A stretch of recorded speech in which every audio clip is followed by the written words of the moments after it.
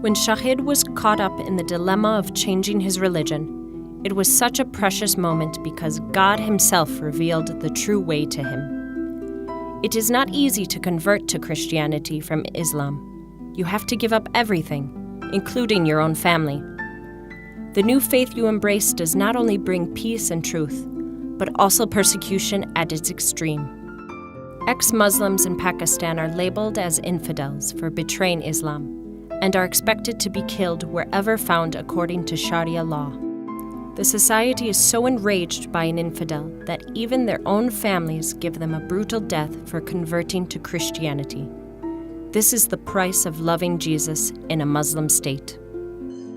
अजीजों, मैं उस लम्हात को कभी भूल नहीं सकता कि जब मेरे घर वालों ने मुझसे नाता तोड़ा, और बल्कि मैं यहाँ पर कहना चाहूँगा कि यीशु की मोहब्बत ने मुझे मजबूर किया कि मैं अब उन बहन भाइयों को छोड़ दूँ, उन माँ बाप को छोड़ दूँ कि जो मुझे यीशु से जुदा करते थे।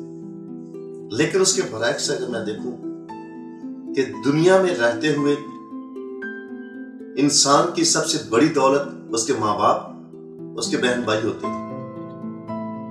मेरे अजीजों, यीशु मसीह की खातिर जो बहन भाई मुझे दिल से अजीज थे, अपनी जान से अजीज थे, उनको अपने आप से जुदा करना पड़ा। तो फिर यहां तक ही नहीं कि मेरी एक ऐसी बहन कि जिन्होंने सिर्फ एक लफ्ज खुदा कहा था तो भाइयों ने उसको जिंदा जला दिया था कि तुमने खुदा क्यों कहा।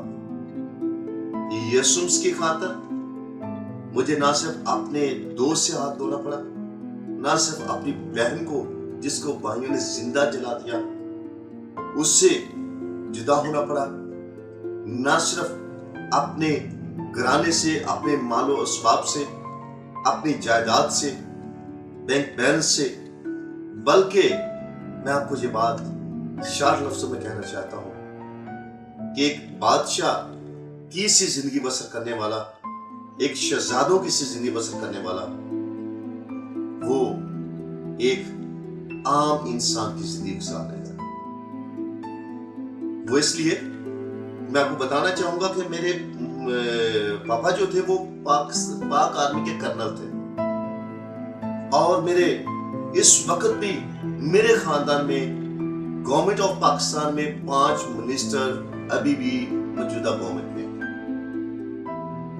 इस बात से आप अंदाजा कर सकते हैं कि मेरा घराना, मेरी फैमिली ये किस कदर स्ट्रॉन्ग थी, ना सिर्फ दुनियावी लिहाज से बल्कि मजहबी लिहाज से। लेकिन मुझे इन तमाम चीजों से जुदा होना पड़ा।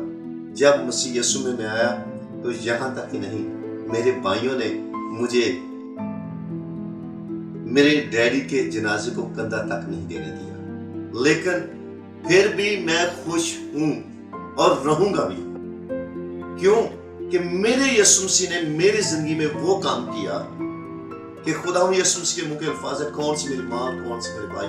मेरे माँ और भाई वो हैं जो कलाम सुनते उस पर अमल करते हैं। खुदा यीशु मसीह ने मुकद्दस यूहन्ना की इंजील में फरमाया, अगर तुम दुनिया के होते तो दुनिया तुम्हें कबूल करती, इसलिए कि तुम दुनिया के नहीं हो और दुनिया तुम्हें कबूल नहीं करती।